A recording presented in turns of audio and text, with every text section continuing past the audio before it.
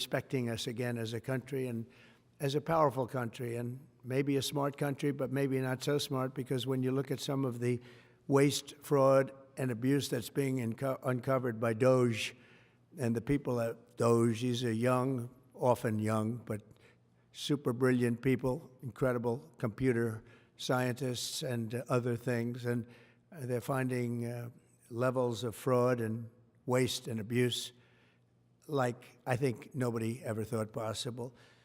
But before we do that, I just want to ask Will to come over.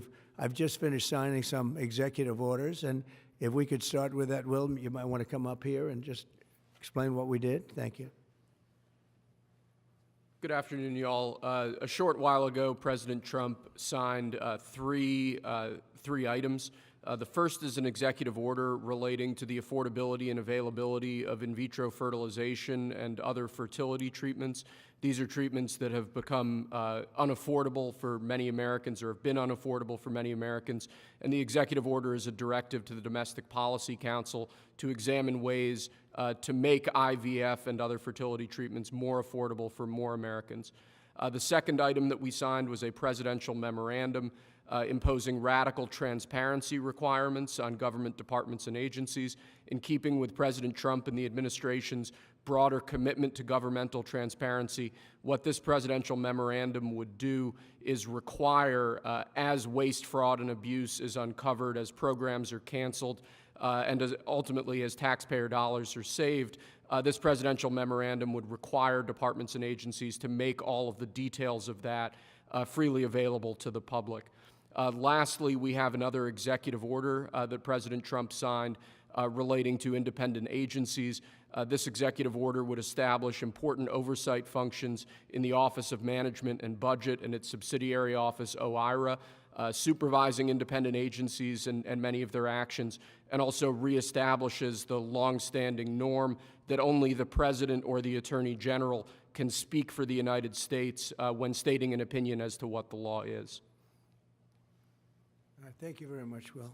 That was the primary purpose of this conference, to explain that they're all very important in their own way. Fertilization, I've been saying that we're going to do what we have to do, and I think the women and families, husbands, are very appreciative of it. But that was it. I do want to say while I'm up here, I've been contacted by some of the biggest companies in the world, and because of what we're doing economically and through tariffs and taxes and incentives, they want to come back into the United States. And we'll be announcing various very large companies, the biggest actually, and they'll be coming back, having to do with chips and having to do also with cars and lots of other things. We're going to be announcing some very, very big, momentous decisions are being made by companies all around the world, the biggest, and they want to come back into the U.S. Car plants are being canceled in other locations now because they want to build them here. And you read about a couple, not that I want to mention names or anything, but you read about a couple of big ones in Mexico just got canceled because they're going to be building them in the United States. And that's very simply because of what we're doing with respect to taxes, tariffs, and incentives. And I think it's a very important thing. And you'll be seeing this over the next probably over the next 2 years, to be honest, but you're going to see a lot of it over the next couple of weeks. A lot of big ones are going to be announcing. And so while we're here, I guess we can take a couple of quick questions. Go ahead, please. Please. Mr. President, have you decided specifically what the auto tariff rate should be? Yeah, I probably will tell you that on April 2nd, but it'll be in the neighborhood of 25%. Pharmaceuticals? It'll be 25% and higher, and it'll go very substantially higher over a course of a year. But we want to give them time to come in because, as you know, when they come into the United States and they have their plant or factory here, there is no tariff. So we want to give them a little bit of a chance. Yes, thank you. The EU, Andrea Shalal, the EU representative is going to be here in Washington tomorrow. He's going to be meeting with Hassett and Greer and Letnick. What can the EU do to sort of avoid the reciprocal tariffs that you've talked about? And, you know, you've talked a lot about the VAT. Do you expect them to reduce that? Well, they did already, as I understand it, reduce their car tariff all the way down to what we have. And a lot of that will take place, and I think some won't do it and some will do it. But the EU had a 10% tax on cars, and now they have a 2.5% tax, which is the exact same as us. So already we've saved a tremendous amount. That would be great. If everybody would do that, then we'd all be on the same playing field. Because essentially what we're doing with the tariffs is, they charge us, we charge them, same amount. And it's called reciprocal, actually. And whatever they charge us, we're charging them. And so the EU is, I appreciate that they did this, but, the EU has been very unfair to us. We have a deficit of $350 billion. They don't take our cars. They don't take our farm products. They don't take almost anything. They take very little. And we're going to have to straighten that out. And we will. I have no doubt about it. Yeah, go ahead, please. Thank you, Mr. President. Could you tell us a little bit more about the Russia talks, your impression of how they went today, and if you're perhaps more confident or less confident of a deal after what happened today? Well, much more confident. They were very good. Russia wants to do something. They want to stop the savage barbarianism. I mean, what's going on over there? It's soldiers are being killed by the thousands on a weekly basis. It's ridiculous. And they're not American soldiers. They're Russian soldiers, and they're Ukrainian soldiers largely, although a lot of Koreans have been killed, as you know. Quite a bit of them have been killed. They came over to fight, and a large portion have been wiped out. But we want to end it. It's a senseless war. It should have never happened, would have never happened if I was president, and it's a shame to see it. And I see pictures that you don't see, but I see pictures of fields that look just horrible. It looks like Gettysburg. If you see the old pictures of Gettysburg, it's soldiers lying all over the field, body parts all over the field. They're all dead. And this is going on a daily basis. It's a horrible thing. Both Russia and Ukraine, they're losing thousands and thousands of soldiers, and a lot of people have been killed too. I think that's one of the things that you'll see historically, and you'll see later on as it goes along. I think people are going to be surprised at how many people, not only soldiers, have been killed in Ukraine. A lot more people than you think. Yeah, please. President Trump, as part of a peace deal with Putin, would you be willing to consider removing all American troops from Europe? Well, nobody's asked me to do that, so I don't think we'd have to do that. I wouldn't want to do that. But that question's never really come up. Yeah. Please. Sir, do you support stationing European peacekeeping troops in Ukraine as part of this peace deal? If they want to do that, that's great. I'm all for it. If they want to do that, I think that'd be fine. I mean, I know France has mentioned it. Others have mentioned it. UK has mentioned it. But if we have a peace deal, I think having troops over there from the standpoint of Europe, we won't have to put any over there because, we're very far away. But having troops over there would be fine. I would not object to it at all. We're talking about this now, peace. We have either a ceasefire or a peace itself, and we're looking to do both. We'd start off with the ceasefire, and if they want to do that. I know France was willing to do that, and I thought that was a beautiful gesture. Yeah, please. Do you have any message for Ukrainians who, after 3 years of fighting, might feel betrayed or disappointed at not having a seat at these initial talks in Saudi Arabia? Well, I think I'm really disappointed in what's happened. I've been watching this for 3 years. It's a war that would have never happened if I was president, and I've been watching these people being killed at levels that you've rarely seen, not even close, since the Second World War. And I'm very disappointed. I hear that, they're upset about not having a seat. Well, they've had a seat for 3 years and a long time before that. This could have been settled very easily. Just a half-baked negotiator could have settled this years ago without the loss of much land, very little land, without the loss of any lives, and without the loss of cities that are just laying on their sides. You have those magnificent golden domes that are shattered, will never be replaced. You can't replace them. 1,000-year-old domes that are so beautiful, you can't replace that. A whole civilization has changed because of what. So when they're worried about not being seated, you mean somebody that should have gone in and made a deal a long time ago? You could have made a deal. This is one that could have made a deal. There was no talk of this during the Trump administration. Putin would have never, ever done it. And by the way, we wouldn't have had October 7th, you know that. We wouldn't have had October 7th either in Israel, and we wouldn't have had that mess that's going on over there. It's like we have great fire people here. We're putting out fires. All over the world we're putting out fires. So that wouldn't have happened. And you know what else wouldn't have happened? Inflation. Because it was caused really by the cost of energy going through the roof because of their bad energy policies and also their spending, their terrible spending, wasteful spending on the Green New scam. It's a scam. It's a whole big scam. Yeah, please. Yes, sir. I want to ask you a little closer to home. What would it take for you to reconsider the restrictions on the Associated Press?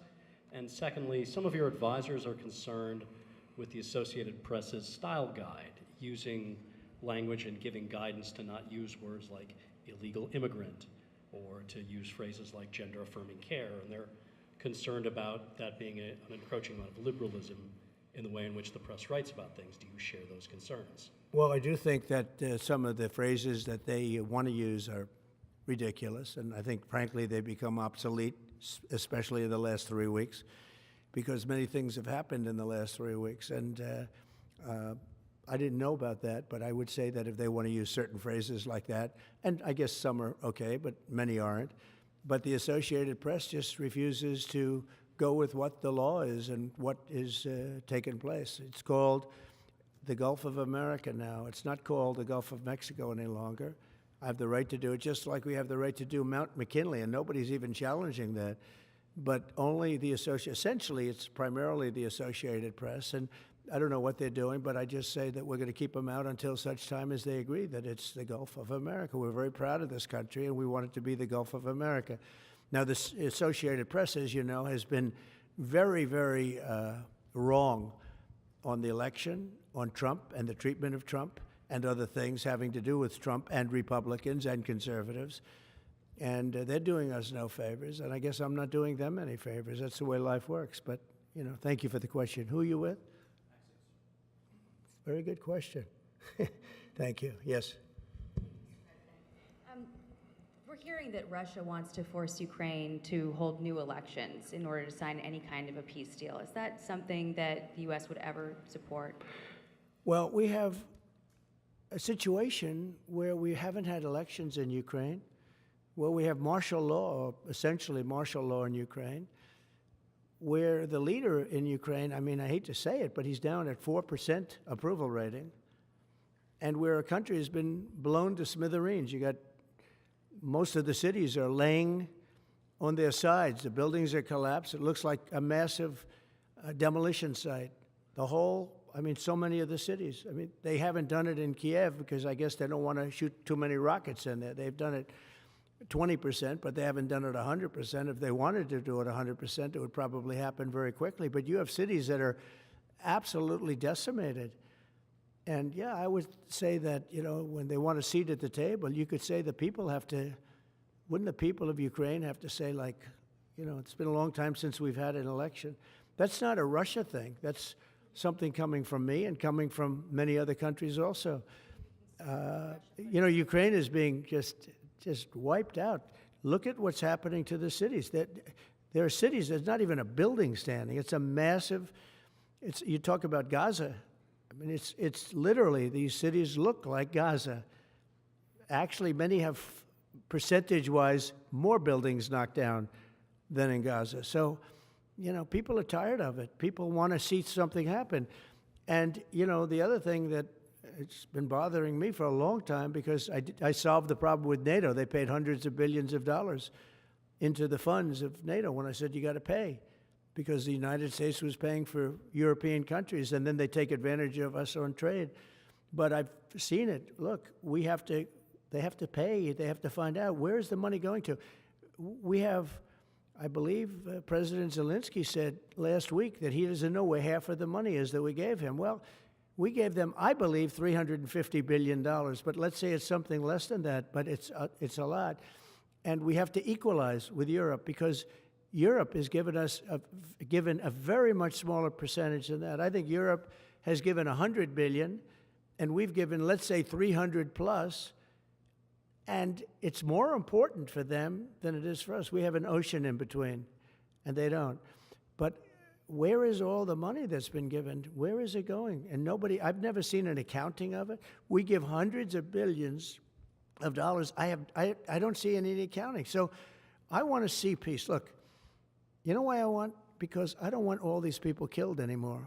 I'm looking at people that are being killed, and they're Russian and Ukrainian people, but they're people. Doesn't matter where they're from on the whole planet.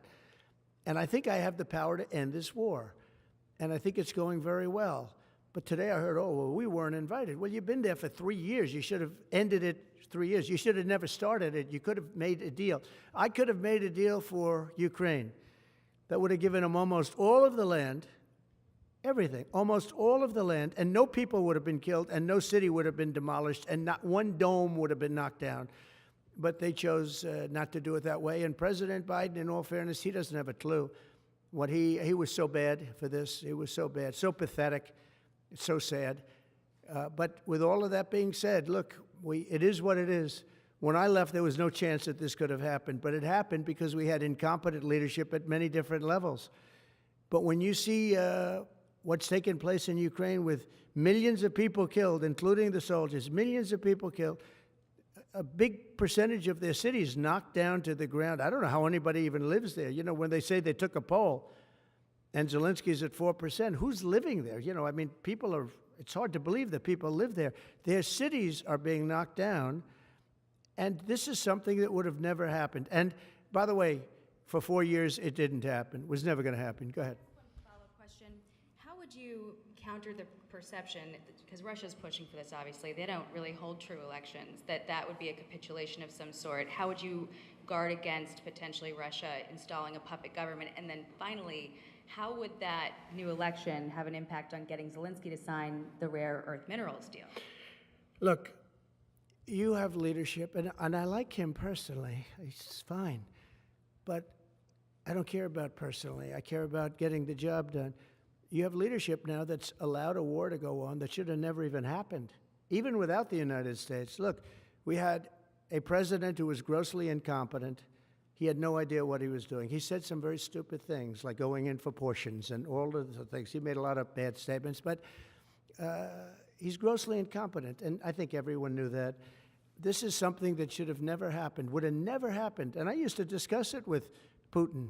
President Putin and I would talk about Ukraine. It was the apple of his eye, I will tell you that. But there was never a chance of him going in. And I told him, you better not go in. Don't go in. Don't go in. And he understood that. He understood it fully. But I'm only interested. I want to see if I can save maybe millions of lives. This could even end up in a World War III. I mean, to be honest with you, you've been hearing now Europe is saying, well, I think we're going to go in and we're going to go. All of a sudden, you're going to end up in World War III over something that should have never happened. And, you know, it's a very sad situation. Yeah, please. In a court filing, the White House said that Elon Musk is not a Doge employee and has no authority to make decisions. Can you clarify for us today Well, Elon what his Musk, exact role is there? Yeah. Elon is, to me, a patriot. So, you know, you could call him an employee, you could call him a consultant, you could call him whatever you want. But he's a patriot. I mean, look at the kind of things. I just said, just write it down, just in case that question got asked, right? And which I'm surprised it took so long, actually. But you know what? Ukraine's a bigger deal because people are dying by the thousands a week, thousands. But look at this, from 90 to 99, Social Security, 6,054,000 people. Well, that's okay, maybe that's possible. You know, 90 to 99, maybe it's possible. It's a lot of people, though, at that. But people that live to 100 to 109, 4,734,000. Wow, that's a lot. That means over 100 years old. They're 4 million people. I don't know too many. I know people that are doing great in their 90s, but not too many people over 100. But over 120, from 120 years old, people that are 120 years old up to 129, 3,472,000 people. Wow. You know that can't possibly be because the record is like, I think it's one person, a woman, lived to 127, but they have 3,472. Okay, but now we're going really in.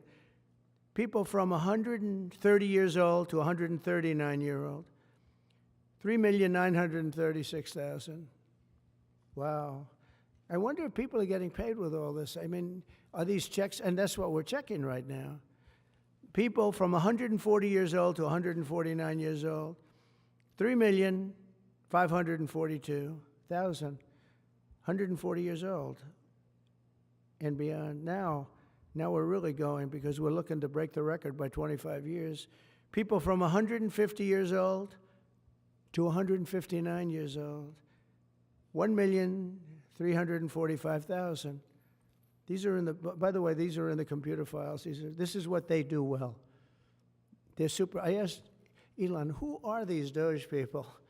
He said they're super brilliant computer people and they love the country.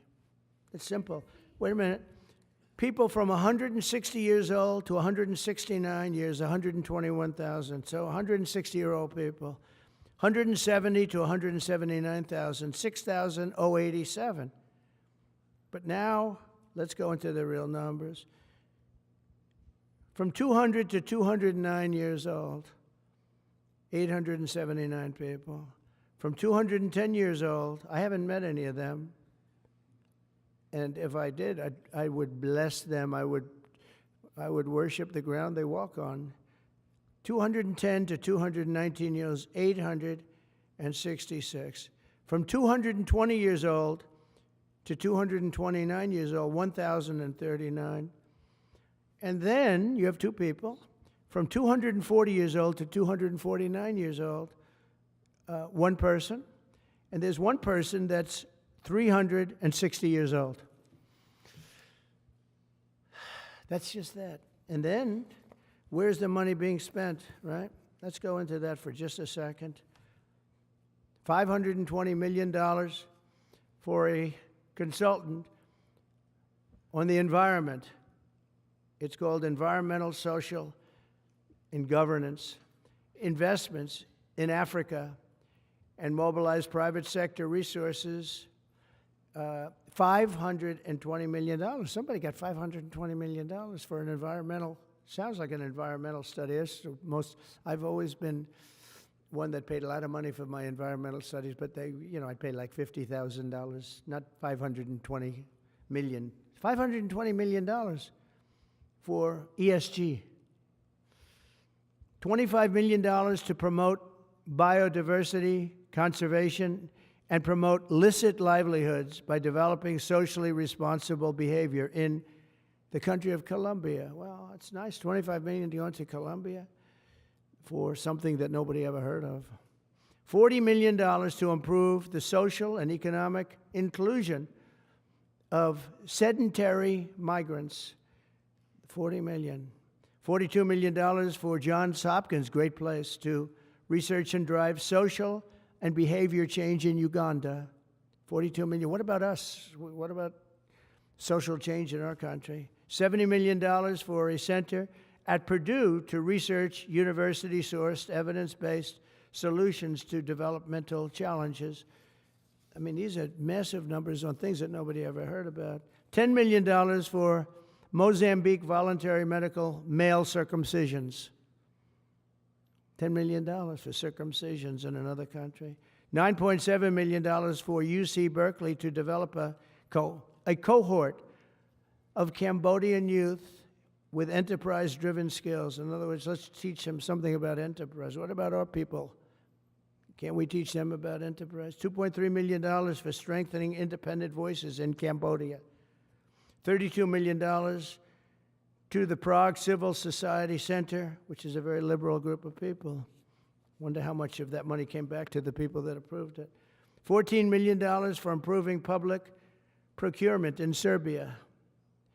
$486 million to the Consortium for Elections and Political Process Strengthening, including $22 million for inclusive and participatory political process in Moldova, and $21 million for voter turnout in India.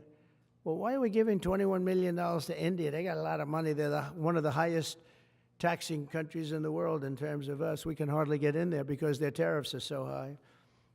I have a lot of respect for India. I have a lot of respect for the Prime Minister. He just left, as you know, 2 days ago. But we're giving $21 million for voter turnout It's voter turnout in India. What about, like, voter turnout here? Oh, we've done that, I guess. We did 500 million, didn't we? It's called the lockboxes. $20 million for fiscal federalism in Nepal. Listen to these numbers. This is all fraud. $19 million for biodiversity conservation in Nepal. $1.5 million for voter confidence. We want to give them confidence in Liberia. $14 million for social cohesion in Mali. $2.5 million for inclusive democracies in South Africa. $47 million for improving learning outcomes in Asia. Asia's doing very well. They're doing a lot better than we do in the schools, aren't they? $2 million to develop sustainable recycling models to increase socioeconomic cohesion among marginalized communities in Kosovo and Eshkali and in Egypt. We're talking about hundreds of billions of dollars. I could, by the way, I could read this all day long. I could go on all day long, and you'll see hundreds of billions of dollars, and we're doing it. But when I saw the Social Security numbers, I said, wow, that's really something. So we have, let's just go above 100 years old. We have millions and millions of people over 100 years old. Everybody knows that's not so. We have a very corrupt country, and it's a sad thing to say, but we're figuring it out. Now, the good thing about Social Security and what I read is if you take all of those numbers off, because they're obviously fraudulent or incompetent, but if you take all of those millions of people off Social Security, all of a sudden we have a very powerful Social Security with people that are 80 and 70 and 90, but not 200 years old. You know, so it's a very positive thing. How about over here? Yeah, please. Your reaction to Michelle King, the head, resigning after the Doge? Who resigned?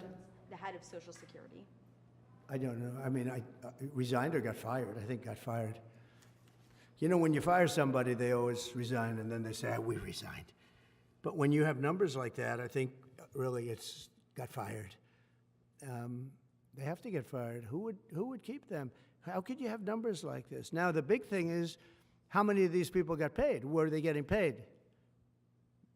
Were they getting paid? How many of them were getting paid Social Security? Because if that's the case, it's a massive fraud. We'll have to call those great Palm Beach police into this situation, right? You guys would figure that out very quickly. But how many of them are being paid? I mean, maybe millions of them, but it's a total fraud. Also, a lot of illegal immigrants are in Social Security that shouldn't be there. Yeah, please, go ahead. Mr. President, there was a big wave of probationary federal workers who were fired over the weekend. Some of these workers focused on nuclear weapon security, were immediately rehired. Do you have any concerns about how these terminations have No, not at all. I think we have to just do what we have to do. It's, you know, you're going to, it's amazing what's been found right now. It's amazing. If we feel that in some cases they'll fire people and then they'll put some people back, not all of them, because a lot of people were let go. Don't forget, I got elected on the basis of making our government stronger and smaller, because we have millions of people that obviously they're paying millions of people that shouldn't be paid. And that has also to do with workers. Yeah, please. No, go ahead. Actually, yes, New York Times. Mr. President, given your concerns about corruption, you said that if there were any conflicts of interest with Elon Musk, you wouldn't let him anywhere near it. That's right. Doge and SpaceX employees are now working directly at the Federal Aviation Administration and the Defense Department, agencies that have billions of dollars in contracts with Musk's companies or that directly regulate his companies. How is that not a conflict of interest? Well, I mean, I'm just hearing about it, and if there is, and he told me before I told him, but obviously I will not let there be any conflict of interest. He's done an amazing job. They've revealed, in fact, he's going to be on tonight, a big show called Sean Hannity at 9 o'clock, and he's on and I'm on, and we talk about a lot of different things. And any conflicts, I told Elon, any conflicts, you can't have anything to do with that. So anything to do with possibly even space, we won't let Elon partake in that. Yeah, please. On immigration, sir, you said you would be sending the worst of the worst to Guantanamo Bay. What we're finding out is that there are a lot of low-risk migrants who don't have a criminal background who are also being sent. Are you thinking about this differently now? No, about who's they're going to being be sent? brought back to their countries. And with some persuasion, every one of those countries, everyone in the, as you know, every country is taking the people back.